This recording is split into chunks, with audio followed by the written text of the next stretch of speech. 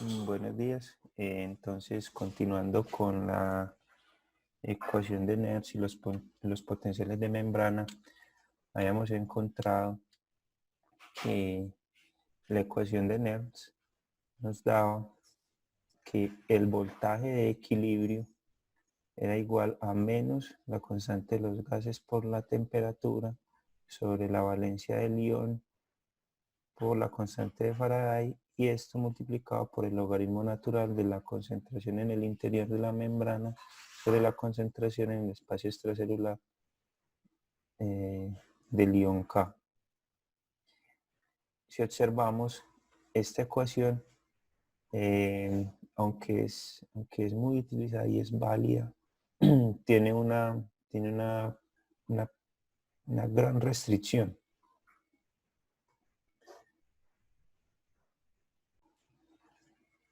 Y esta restricción es que la ecuación asume que dentro de la membrana únicamente existe un tipo de ion.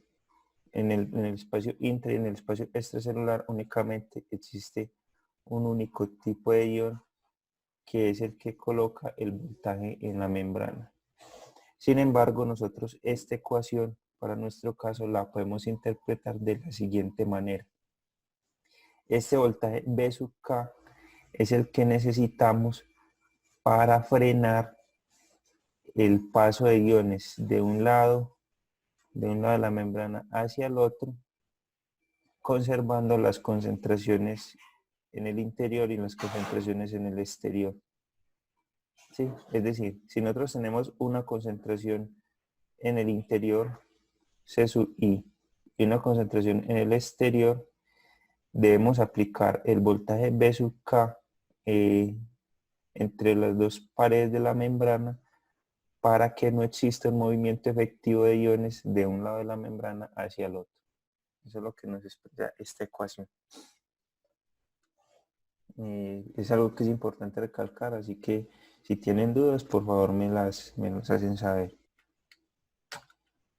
Ahora, en este caso, nosotros vamos a colocar de manera experimental un electrodo en el interior de la célula.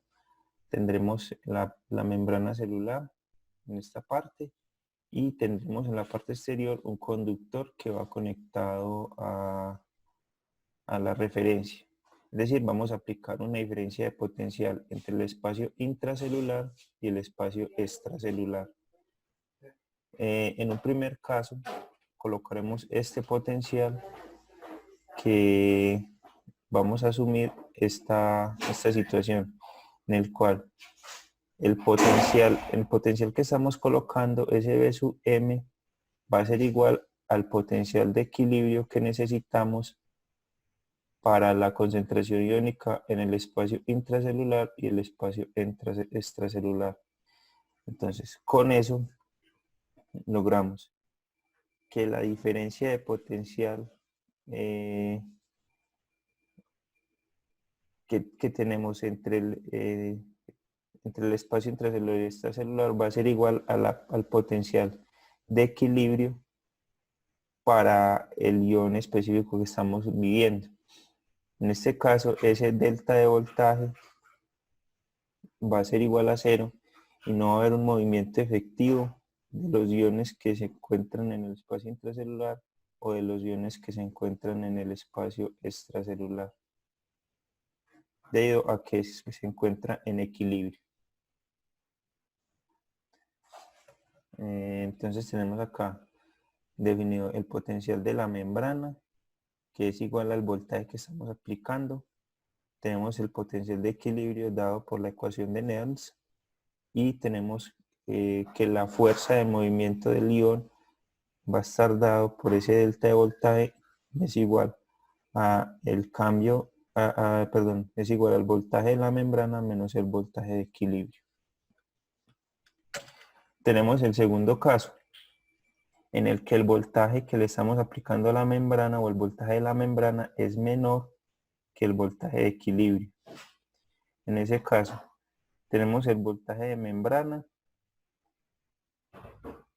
y el voltaje de equilibrio mucho mayor que el de membrana. En este caso, lo que va a pasar es que los iones que están en la parte, en el espacio intracelular, van a intentar fluir, van a intentar atravesar la membrana para llegar hasta el espacio extracelular.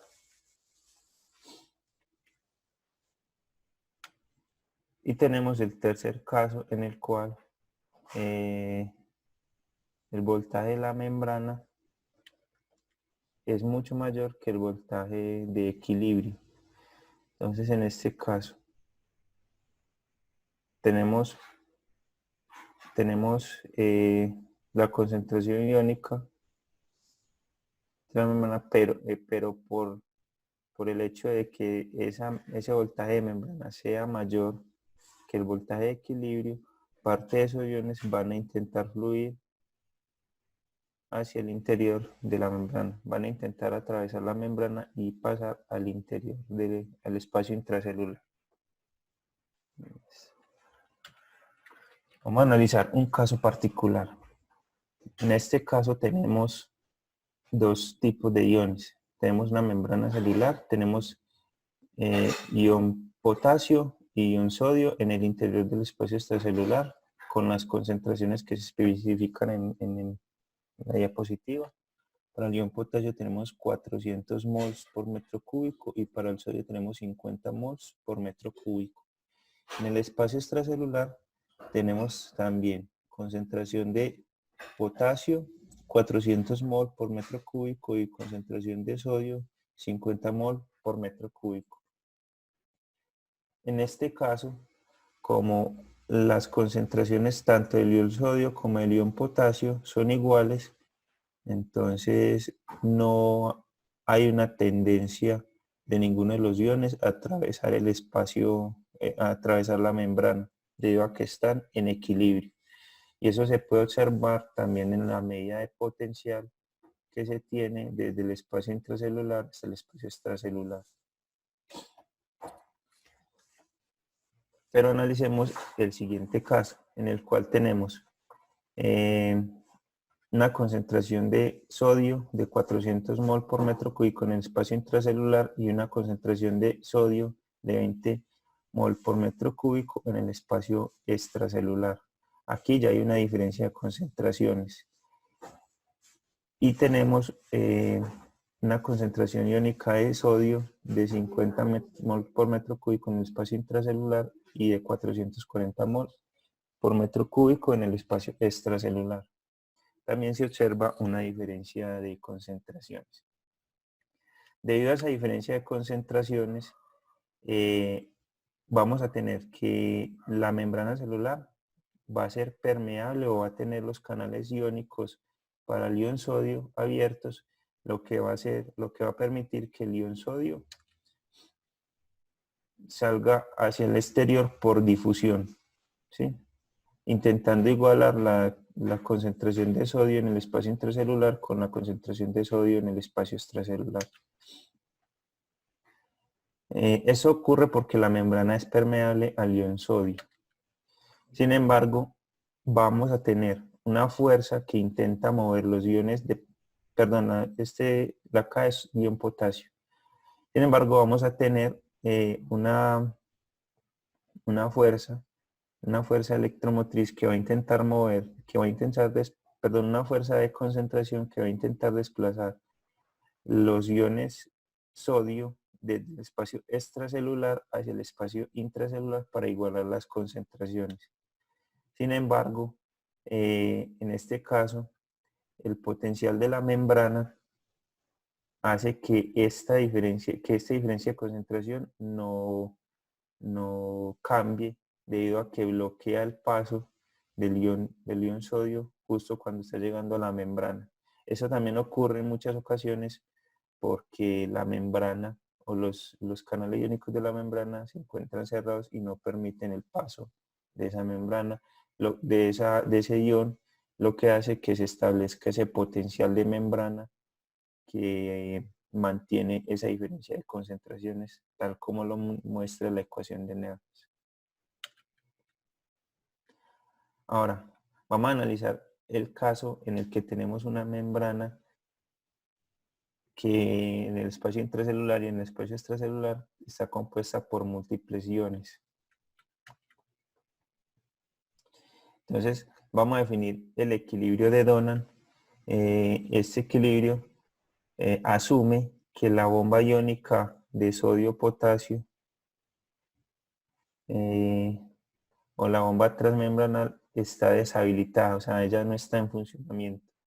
Además de eso, esto hace que haya un gran movimiento de los iones desde el espacio intracelular al espacio extracelular y viceversa, resultando en un cambio en la concentración iónica. Esto lo que busca es que se alcance el equilibrio entre las concentraciones de los diferentes iones entre el espacio extracelular y el espacio intracelular. Es decir, que todos los iones, cada uno de los iones alcanzan su potencial de Nernst, el cual se va a hacer igual al potencial en la membrana. Y esto quiere decir que la relación entre la concentración extracelular e intracelular de cada uno de los iones se va a hacer igual.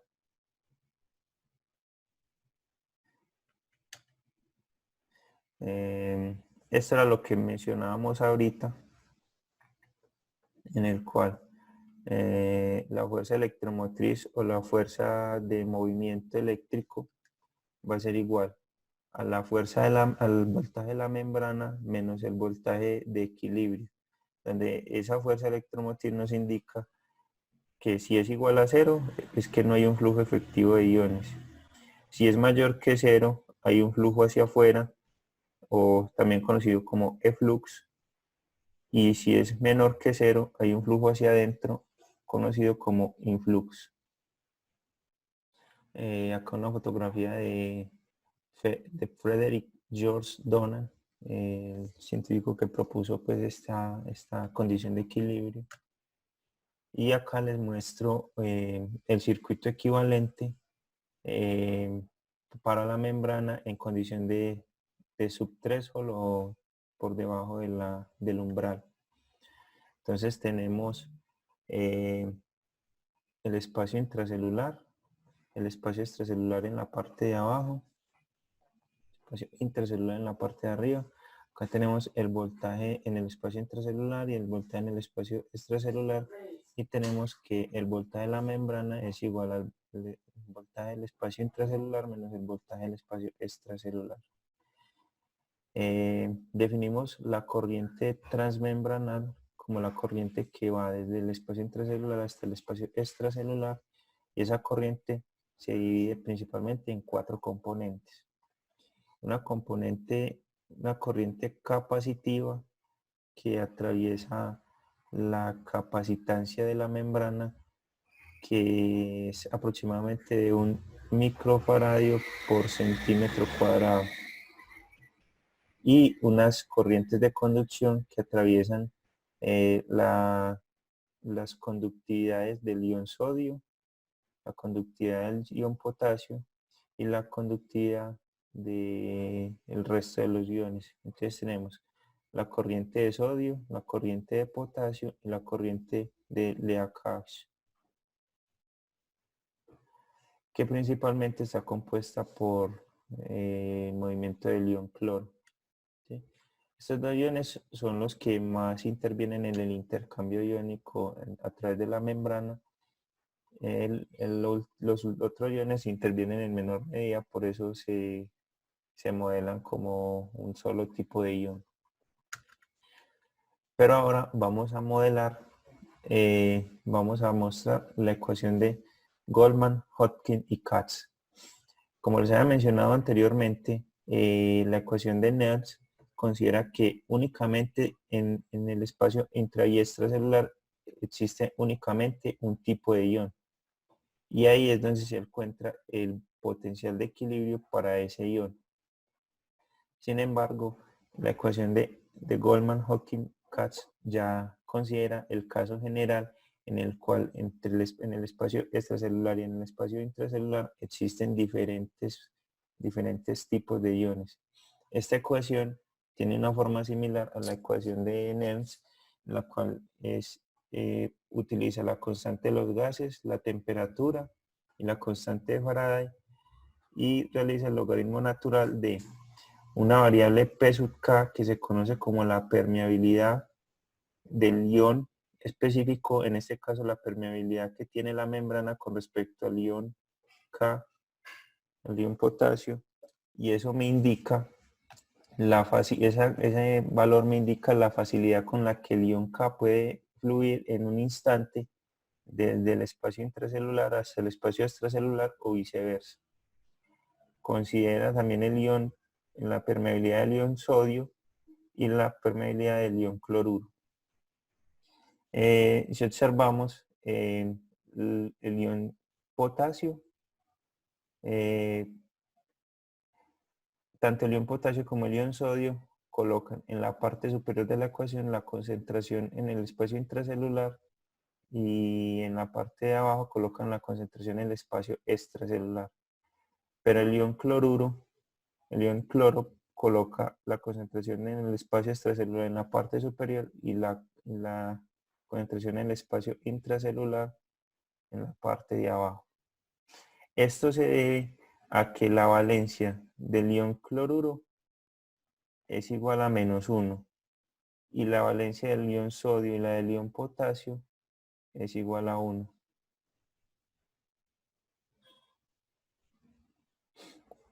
Entonces, para realizar este cambio de signo en el interior del logaritmo, se eligió por colocar el ion cloruro de manera invertida, ¿sí?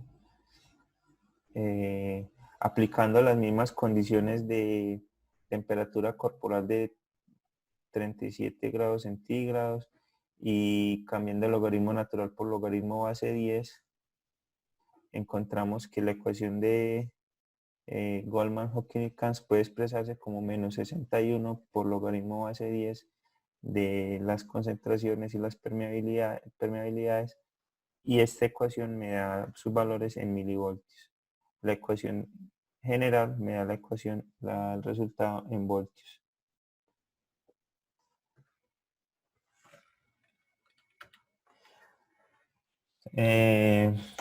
Entonces, aquí para recordar, la constante de Faraday tiene un valor de 9.649 por 10 a la 4 coulombs por mol. La constante de los gases tiene un valor de 8.314 joules sobre mol por Kelvin. Vamos a ver que la ecuación de Nernst es un caso particular de la ecuación de Goldman-Hopkins-Katz.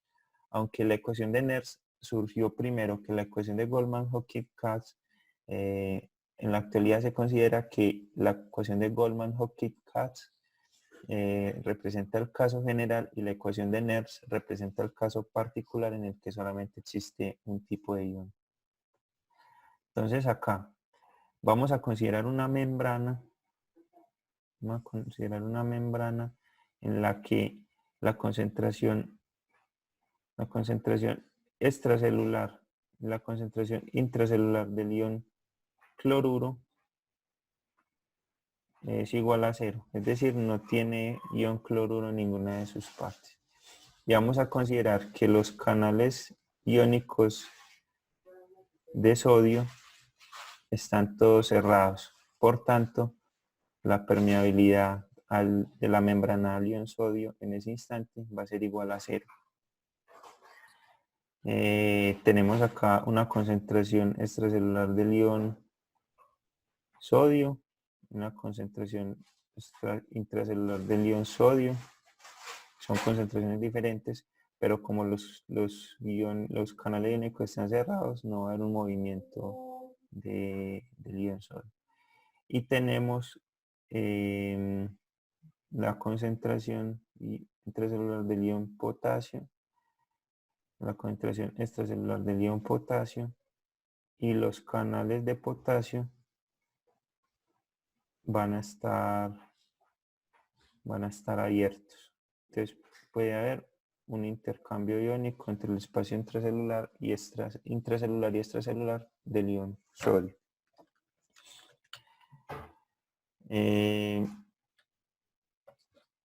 Reemplazando estos valores en la ecuación de Goldman-Hawking-Katz, tenemos que toda esta variable se hace cero, debido a las concentraciones, debido a que no existe permeabilidad para el ion sodio, esto se hace cero y esto se hace cero, y me queda que el voltaje de la membrana es igual a menos RT sobre F por logaritmo natural de P sub K, C sub I K sobre P sub K, C sub K. Despejando estas dos, encuentro que el voltaje de la membrana es igual al voltaje de equilibrio para el ion K, que es igual a RT sobre ZK por F, logaritmo natural de la concentración en el interior sobre la concentración en el exterior, que es igual a la ecuación de Nernst. Y teniendo en cuenta que entonces acá vuelve a funcionar la ecuación de equilibrio, en la cual me dice que el voltaje de equilibrio, si el voltaje de equilibrio es igual a cero, no hay un flujo. Cuando el voltaje de equilibrio es mayor que cero, quiere decir que hay un flujo hacia afuera. Cuando el voltaje de equilibrio es menor que cero, quiere decir que hay un flujo hacia adentro. Vamos a analizar el flujo iónico a través de la membrana. Entonces, para eso tenemos el siguiente ejemplo. Vamos a considerar unas concentraciones del ion sodio, del ion potasio y del ion cloruro en la parte en el espacio extracelular, en el espacio intracelular y vamos a considerar unas permeabilidades de la membrana para cada uno de los diferentes iones. ¿Sí? Vamos a calcular los voltajes de Nernst y de reposo a 37 grados centígrados. Entonces, para eso utilizamos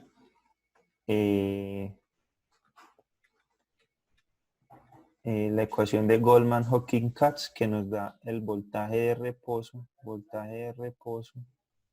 de la membrana, y la ecuación de Nernst, que me da el voltaje de equilibrio para un ion específico K. ¿Sí?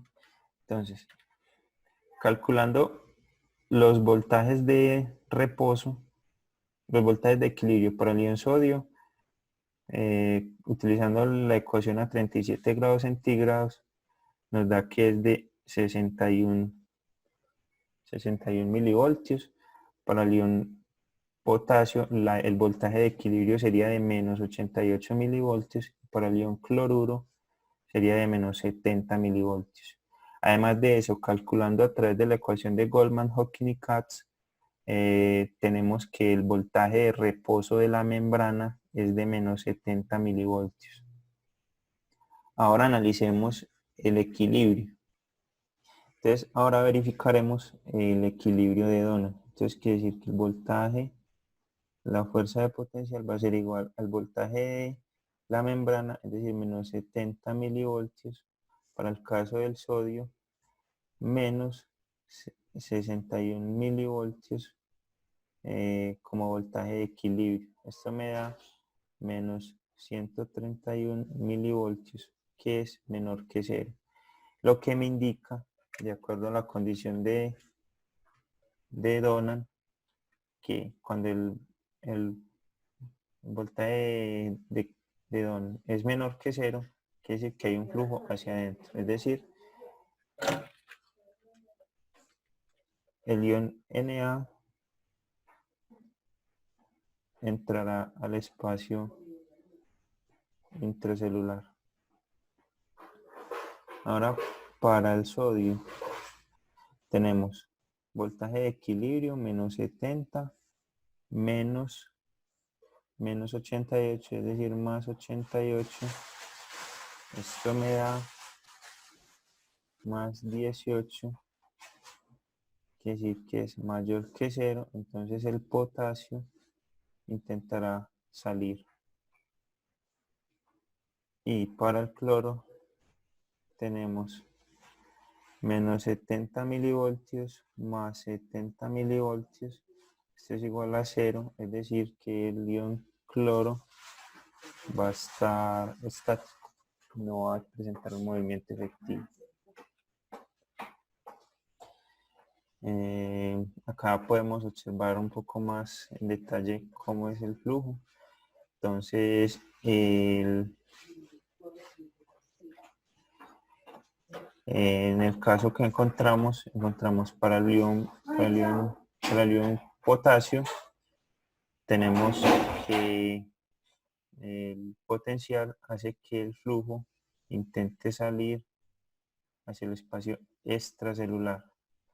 En el caso del ion sodio, el potencial de equilibrio que encontramos, la fuerza de Donald, intenta hacer que los iones salgan entren hacia el espacio intracelular, pero por medio de un mecanismo de bomba sodio-potasio se restablece la concentración iónica, haciendo que los iones vuelvan a salir, los iones de sodio vuelvan a salir y los iones de potasio vuelvan a entrar. Y en el caso del cloro, pues tendremos una difusión libre en el cual no va a haber un cambio efectivo en la concentración, pues así tal cual entran, así tal cual salen, ellos vuelven a entrar debido a que ese potencial de Donald es igual a 0. O incluso puede que no se presente movimiento iónico a través de la membrana para el ion cloro. De nuevo, entonces, debido al potencial de membrana, debido al potencial que encontramos, a esa diferencia de potencial entre el voltaje de la membrana y el voltaje de equilibrio por el ion sodio, encontramos que hay un movimiento desde el espacio extracelular hasta el espacio intracelular. Para el ion potasio, encontramos que ese potencial nos facilita la salida del ion desde el espacio intracelular hacia el espacio extracelular. En el caso del cloruro, estamos en equilibrio. Para finalizar, les dejo como propuesta el siguiente ejercicio para que lo realicen. Posteriormente lo realizaré yo, en el cual tenemos una célula muscular con forma cilíndrica, es decir, tiene longitud de 40 micrómetros y diámetro de 10 micrómetros. Se encuentra en reposo. Presenta flux de ion potasio desde la célula de 10 picomol por centímetro cuadrado por segundo. Y el voltaje de equilibrio para el ion potasio es de menos 90 milivoltios. El voltaje de reposo de la célula es de menos 70 milivoltios. En este problema debemos hallar la corriente eléctrica total que entra o sale de la célula, la conductancia del ion sodio y la conductancia por unidad de área del ion sodio y la conductancia total que tiene la membrana para el ion potasio en las condiciones planteadas. También nos preguntan que si la máxima conductancia por unidad de área del ion potasio es de 36 milisiemens por centímetro cuadrado, ¿qué puede decir acerca del estado de la membrana en las condiciones que se plantean en el problema anterior? Muchas gracias. Con eso terminamos la clase número 14. Nos vemos en la siguiente.